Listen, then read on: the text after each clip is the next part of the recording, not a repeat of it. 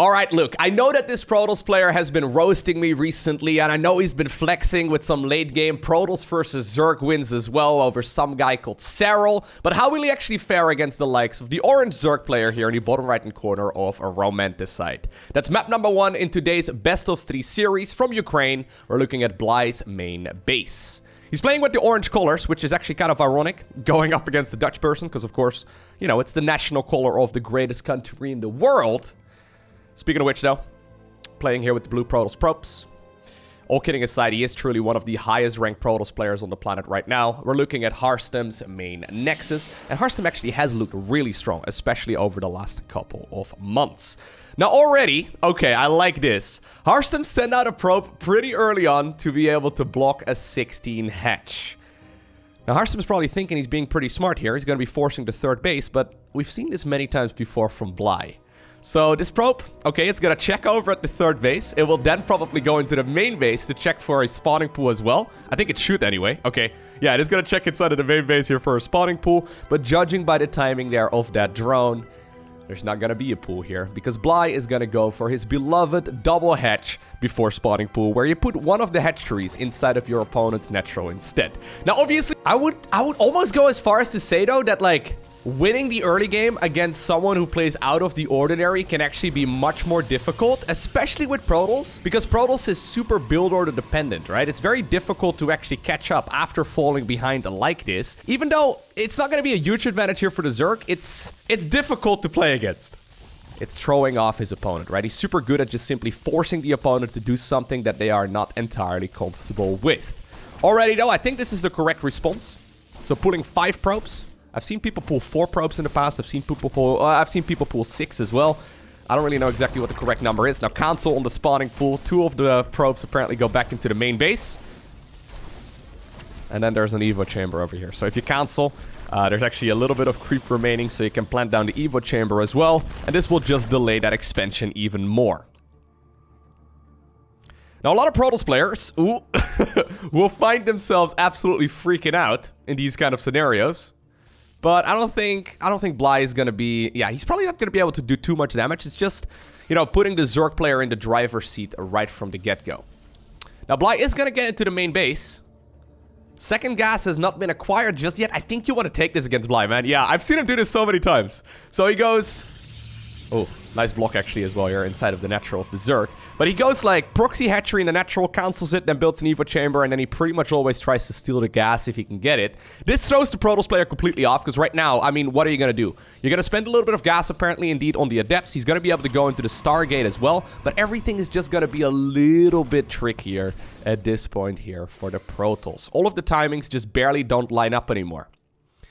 Now, if you're a true top-tier contender, you probably know exactly how much gas you can play with at this point in the game. So, apparently, you can indeed go for the Warp Gate upgrade. The question is, can you still start up your Void Ray in time? Maybe there's going to be a slight delay. But, you can imagine, right? If you're a regular Protoss hero on the ladder, this is the type of game that's an absolute disaster to play.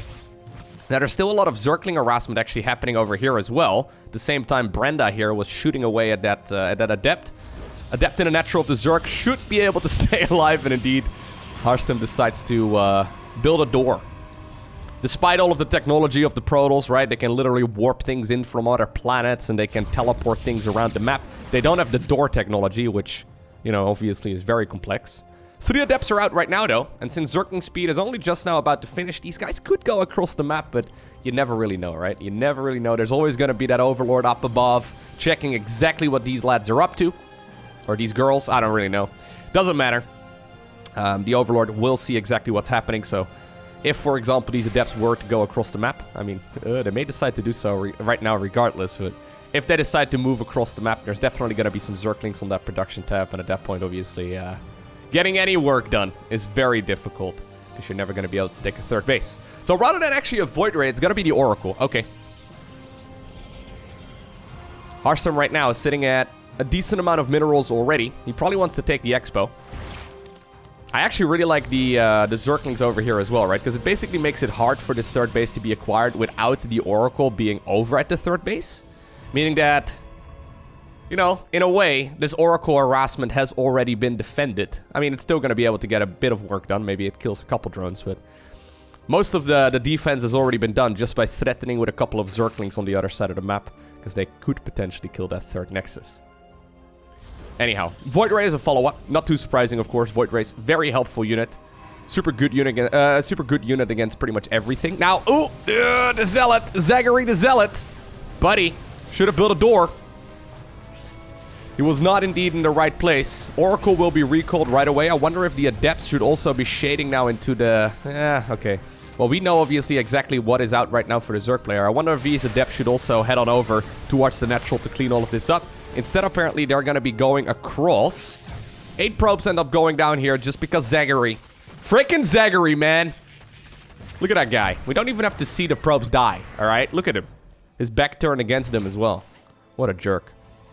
Anyhow, that's 9 probes going down here in total. Obviously, at the cost of 20 Zerglings, so it's really not the end of the world, but still something you would rather prevent from happening. Now, this is nice. Really love the Adept counterattack, actually. I was suggesting to use them for the defense instead, but this is going to force out a lot of Zerglings. Maybe they can kill a couple drones as well. That said, though, these guys are pretty important. If you force out a lot of Zerglings right now, they're just going to go straight across the map, potentially go after the third base. At the very least, they're going to force that Oracle to remain at home. Speaking of which, actually, there's no Spore Crawler over in the Natural, so maybe the Oracle can come in a little while later to get some more damage done. Alrighty, so already a very action-packed first 6.5 minutes of this game. I like it. Follow-up here from Harstem is not going to be additional Stargate units, but instead he's going to go into the Forge and the Twilight Council. This is one of those builds that's really good at the pro level. Probably actually necessary at the pro level, although... we see a lot of top-level Protoss also just going straight into double Stargate. If you're a ladder hero, though, I recommend just going Stargate units all the way, man. Stargate to the moon, okay? Much like GameStop. I don't actually know if GameStop is still going to the moon, but... just make Stargate units. I saw a meme the other day on Reddit where someone was complaining that past the 9-minute mark or whatever, like the floor in Protoss versus Zerg is Lurkers. Honestly, man, if you're a Protoss player out there and you're struggling against Lurkers, you're not making enough Skytools units, okay? Now, I know at the pro level, you might not be able to play Skytools all the way, but let's be real here now for a second. Void Rays are pretty good. Void Ray into Storm with carriers? I'm not even really that much of a Protoss player, but we reached Master 1 playing that exact style a couple weeks ago. It was pretty fun. Anyways, so what exactly is the follow-up going to be? Bly has decided to go for the Roach Warren here. He's now going to go into... okay, I was going to say, he does have an Infestation Pit, but he doesn't have a... a Hive going up yet. He decides to now go into the Nidus network and then also that Swarm Host play. I love the way that Bly plays this game, man. It's like... there's like a Zerg handbook out there, right? And it's like all of the top-level Zergs play according to the handbook, right? Serral, Dark, Raynor, Rogue. I mean, all those guys, Solar, all of those guys play the same way. Pretty much. And then you have a guy like Bly who's like, nope, you know what? I know there's Stargate units out there. Let's go Roach Swarm Host. It makes very little sense when you think about it, right? It's like going for a Spire against a Stargate opener. Anyways, I love it. If you know that there's Stargate units out, or at least like a bunch of them, you know that Protoss won't have that many units here in general. And Swarm Host raining Locust from behind the mineral line here? I mean, that's not bad at all. Obviously, they can pop out a Nidus Worm, launch their Locust Wave, and then get the hell out again. There you go. Next Nidus Worm will go up in the center. Good scouting here by Harstem, though. This is actually, like, this doesn't seem like a big move, but it's actually very significant. Good defense here against the first Locust Wave. A couple Zealots will end up going down here, maybe a handful of probes, but nothing all too crazy, although maybe he sent them back just a little too soon. Yeah, no, that was just ever so slightly too soon. Zerglings are trying to run right now into the natural expansion as well. Looks like Zaggery will finally be killed. Good riddance. Didn't like that guy anyway. Regardless, yeah, this is a lot of probes going down, man. You can see that theoretically, this should be something that Protoss should all be able to defend, right? It's all very small moves that a perfect Protoss player would probably be able to defend, but then again, nobody plays this game perfectly. Yet, right? Not even Alpha Star. Anyways, so with the Nidus Worm shenanigans, usually it's critical to defend the first wave of... the first wave of Locusts, right? The second wave is a little less important. Although Harstem right now is essentially preventing the second, third, and fourth wave altogether, which is really sick. Now, I was joking about freaking Spires, actually. So Bly right now is following this game up with a Spire as well. He knows his opponent has a Stargate. If you... See, the problem is, Protoss can very easily go from here into Phoenix production, right? And Phoenixes absolutely shut down Muta play if you have them in big enough numbers. Now, I guess... Oh my god, Brenda and the ladies come out as well. At the same time, we see the Locust landing over here, getting a bunch of work done.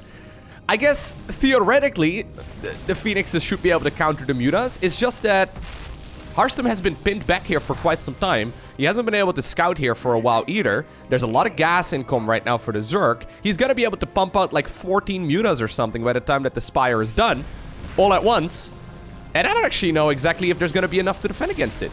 Even though I don't think it's a good move for most of us, it makes quite a lot of sense. There we go. 15 Mutas are coming up. So usually, right, when it comes to Protoss units that are good against Mutas, it's the Phoenix. Void Rays are not really that bad either, to be honest. The Carriers are not that bad either, obviously. But Archons are really good. High Templar with Storm are really good. And we have basically half of the units that are good right now against Mutas coming up.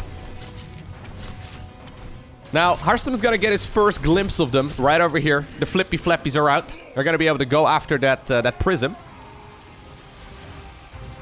What does he do? Immediately starts up a Phoenix. I like it. Second Stargate now comes up as well. Nidus Worm gonna continue going here. What a style. I love the way that Bly plays this game, man. We would never see this out of Serral. I don't know if it's good in this particular case, but like, I'm a fan. Another thing that I'm a big fan of is that +1 flyer upgrade. It's fantastic. For the Protoss units, that is. So I want to believe in these Mutas, but I'm not entirely convinced. Well, you know what? Yeah. If you're coming out in small numbers like this, there you go. The Mutas can definitely pick them up. Here's the Swarm Host once again. There's already a freaking Greater Spire coming up as well. Bly has got an answer to everything. Like, he has got lots of... Ooh, we gotta be so careful though with clumping up the Mutas here. But he's got lots of really cool approaches. One of the Phoenixes sloppily gets rallied in. Oh my god, another Void Ray goes down as well, basically for free. Battery overcharge will be utilized here in the natural, but instead now the Mutas are just gonna go to town on the battery itself. And now the probes will start falling because the thick boys can't get into the natural. You're too thick, man. This is an insane match. Holy Bly, do you play some fun StarCraft? GG is cold.